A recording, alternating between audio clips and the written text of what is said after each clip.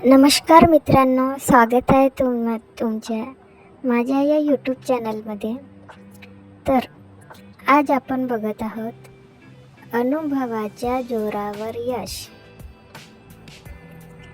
एका व्यापाऱ्याने दुसऱ्या प्रांतात जाऊन व्यापार करण्याचा निर्णय घेतला. त्याच्या शेजाऱ्यानेही तोच निर्णय घेतला. पहिला व्यापारी म्हणाला, भाई, आपण दोघेजण एकत्र जाण्याने अडचण निर्माण होईल.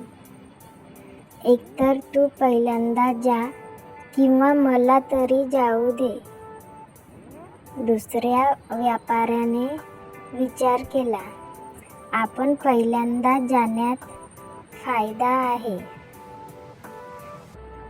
रस्त्याने सरळ गेलो तर बैलांना चारा पाणी मिळेल. मनाला वाटेल त्या किमतीवर सामान विकेन.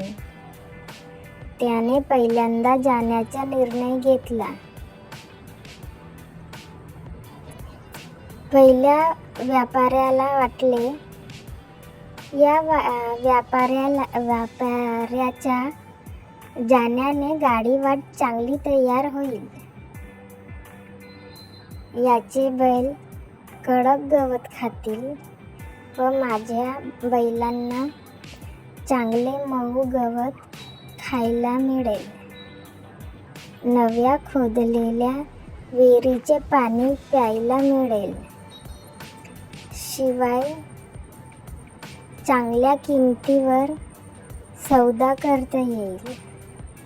दुसऱ्या व्यापाऱ्याच्या माणसांनी पाण्याने भरलेल्या घागरी बरोबर घेतल्या आणि प्रवासाला सुरुवात केली.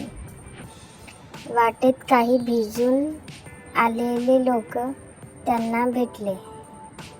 त्या लोकांनी व्यापाऱ्याला सांगितले, पुढे पाऊस खूप आहे, पाणी घेऊन जाण्याची गरज नाही. व्यापाऱ्याने त्यांचा सल्ला ऐकला. त्या रात्रीच त्या व्यापाऱ्याचा काफिला लुटला गेला. व्यापारीही मारला गेला. एका महिन्याने पहिला व्यापारी पण प्रवासाला निघाला. तेव्हा दरोडेखोराच्या माणसांनी त्यालाही खोटे बोलून भुलविण्याचा प्रयत्न केला. पण पहिला व्यापारी त्यांच्या बोलण्याला बोलला नाही. व्यापाऱ्याच्या माणसांनी दरोडेखोरांची माणसे कशी काय ओळखली असे व्यापाऱ्याला विचारले असता व्यापारी म्हणाला, अरे, या दिवसात या भागात पाऊस कसा पडेल हा साधा विचार मी डोक्यात आणला व दरोडेखोरांची माणसे मला कळून आली. व्यापारी पुढे गेला व त्याच्या धंद्यात अशा छोट्याशा गोष्टींमुळे तो यशस्वी झाला. तात्पर्य: अनुभवाने